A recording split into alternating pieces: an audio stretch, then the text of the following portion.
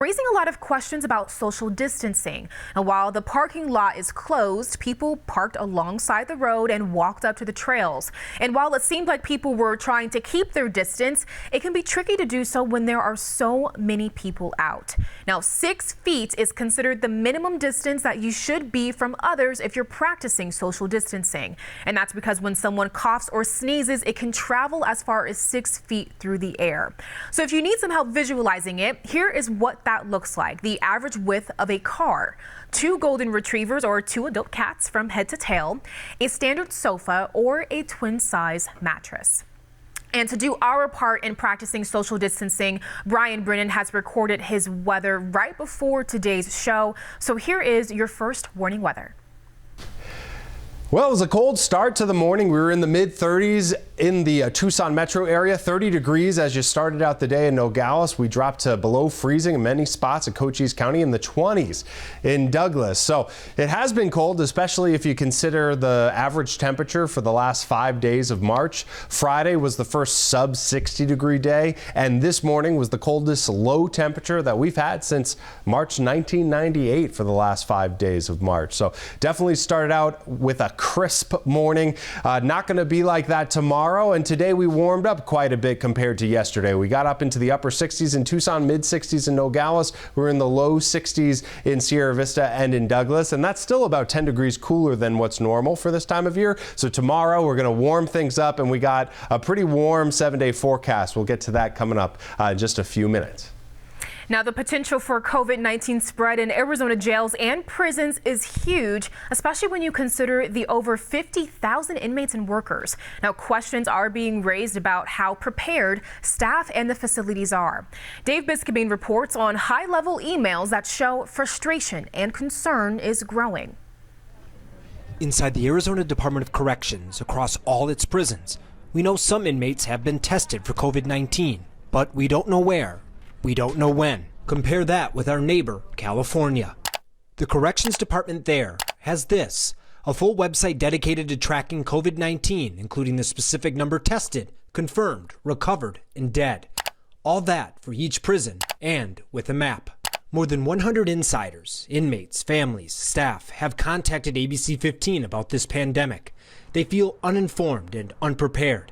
And that's a problem because this is a department with a huge credibility problem based on past failures, especially in healthcare and putting staff and inmates at risk in a prison with doors that didn't lock. So my biggest concern. Here's what one management level official just told ABC 15, who asked us to disguise their voice for fear of retaliation. If they have no reason to trust, they're going to start getting sick, and instead of trying to do the practical thing or the right thing, they're just going to start either not telling people, they're going to be freaking out about it, and it's going to lead to chaos in the prison. ABC 15 also obtained internal emails from top administrators to wardens, showing they are tracking specific info. Quote, continue to track food inventory, chemical supplies, inmates with flu-like symptoms, employees denied entry, and update Google Sheets as necessary. Even if it's just on Google Sheets, the department does have more info. It's just not sharing it publicly. What the department has shared, though, are pictures on Twitter. Some of boxes of TP and a few bottles of soap and cleaner to say supplies are, quote, stocked and readily available. David Shin also visiting inmates and staff at 3 prisons this week, holding multiple large gatherings and close conversations. I'm investigator Dave Biscabine, ABC 15, Arizona. Now, if you've been to the store lately, you've noticed that there is not a lot of toilet paper left for sale, which is leading some people to try different alternatives that aren't always good news for your plumbing. What Pima County says you should do to flush responsibly. You're watching KGUN 9 on your side.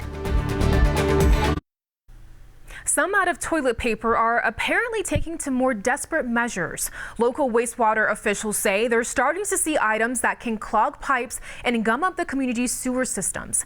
Not on your side's Brian Brennan has more on what the county and what plumbers are saying could add to an already difficult time.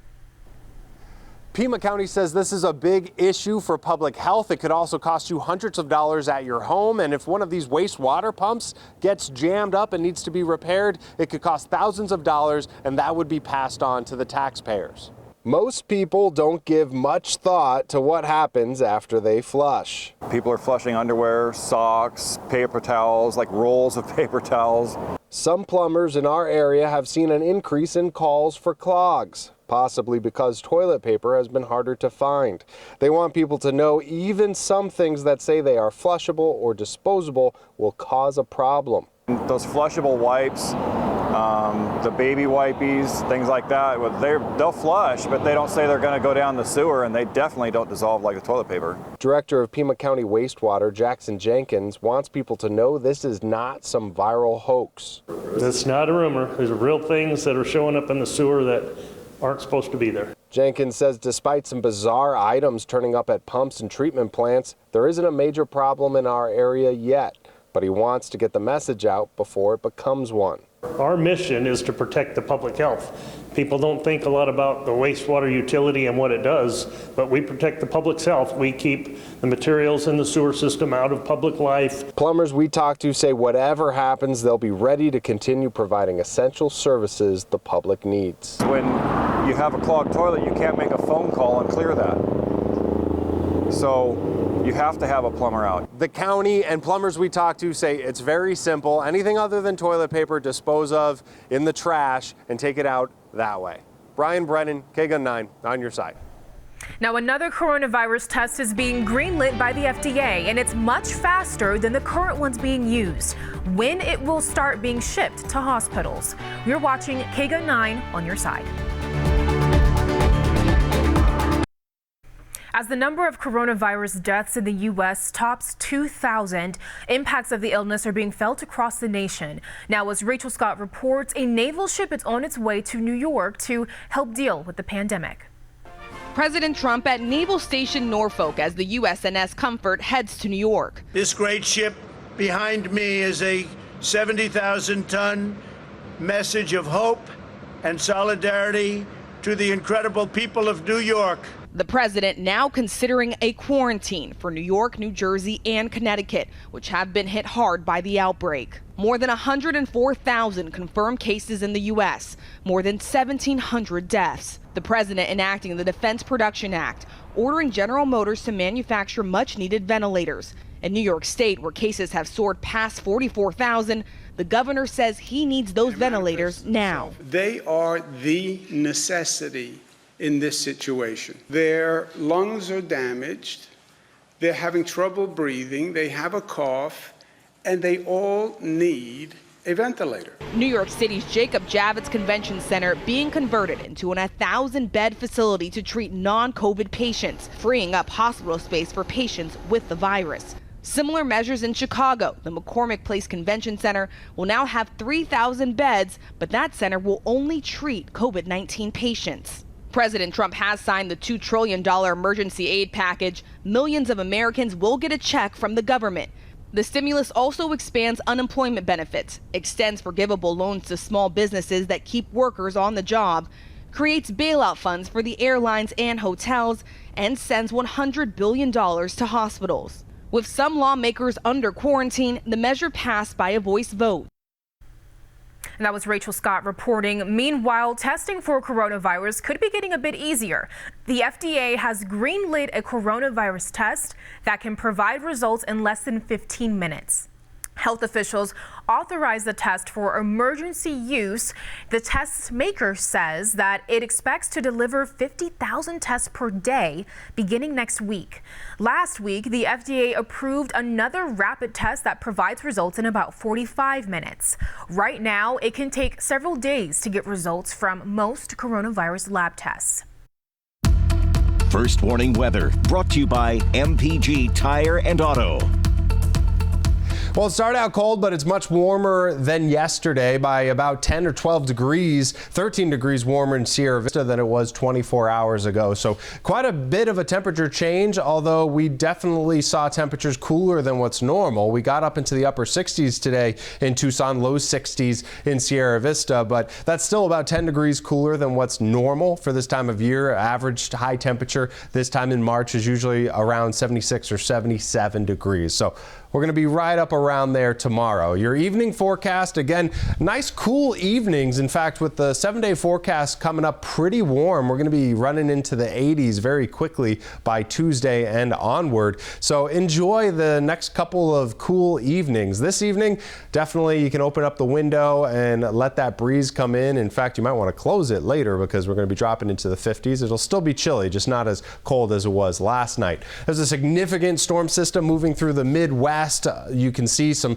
strong thunderstorms moving through Iowa and Illinois. There's possibility of some thunderstorms and tornadoes in that area. See the cold front moving through the Mississippi River Valley as well. We have high pressure building over us, and that's really going to just be the story for the next 6 or 7 days. Overnight tonight, several spots in Cochise County will drop into the upper 30s, but like I mentioned before, not quite as cold as it was this morning. 40 degrees overnight in Nogales, and as you head out in the morning for your Sunday, in the mid 40s, I believe, in Tucson. So tomorrow will warm up pretty quickly. We'll actually see some clouds building in overnight. Should have mentioned that late tonight into the overnight hours and a little bit in the early mornings. But by 8 a.m., I think we'll be mostly sunny, and then we warm up into the mid 70s, and we'll see a lot of clearing as well. So the afternoon will be sunny. We'll also have some breezy conditions in the afternoon, maybe 5 to 15 mile per hour breezes in the afternoon. So your Sunday actually looks pretty lovely. We'll hit 70 degrees in Sierra Vista, 71